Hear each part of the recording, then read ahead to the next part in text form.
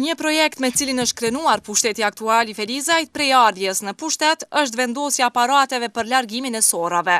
Por si duket, ditëve të fundit këtë krenari po e cënojnë sorrat, pasi që vrehet që problemi i kamotshëm me glacat në rrugë është rishfaqur sërish. Për këtë gjë, drejtori i shërbimeve publike Fatmir Azizi thotë se i kanë autorizuar firmën kontraktuese që të intervenojë në rregullimin e këtyre aparateve dhe po presin në efektin e tyre.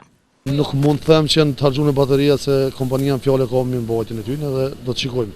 Unë kam kërkuar prej kompanisë të marrë dhe po, kompania na mirret me këtë problem dhe na tregon realitetin. Përfaqësuesit e firmës që kanë realizuar këtë pilot projekt me komunën treguan se aparatet i kanë dërguar në servisim dhe këtyre ditëve po presin rifunksionalizimin e tyre. Ne kemi posë servis, gjithçka është në rregull, vetëm që don kota për shembull deri sa të bon. Edhe se ka posë ka gjë migrant, tash të madhe të mirë vitet shpejt, ka posë shpejt, jashtëzakonisht shumë. Edhe besoj se kjo do ta ketë efektin e vet pra, që ka posë. Njëjtat pajisje janë diçka kur gjë në rrugë as nuk është shtu. Se çka në fakt është ky aparat, jo i zakonshëm në tregun kosovar, tregon pronari shitores që po merret me to Artan Kajtazi. Kjo është fakt një pajisje ultrasonike, që janë ultratingull. Mon për largimin e shpesve, nuk është diçka që ndodh me notës një farë efektit e jep, mon vy një kohë e gjase, për shembull një shpes që ka nejt dikon me vite, do të thonë që vetëm se ta son prizë, ta kemi atë befasinë apo ekën. Mon kjo gradualisht fillon të pas efektin. Komunarët paralajmëruan se pajisje të tilla do të vendosen edhe në pjesë të tjera të qytetit.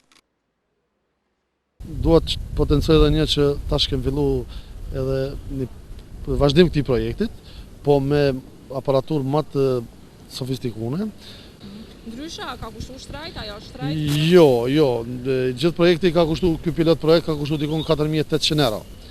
Dëmoni shumë simbolike ka qenë për një punë madhore, si kemi shkruar. Firma e cila po i shet këto pajisje për largimin e shpesve, njoftoi se për blerjen e tyre janë interesuar edhe qytetarët e tjerë, por çmimi prej rreth 600 eurosh duket se për këtë gjendje ekonomike është i lartë.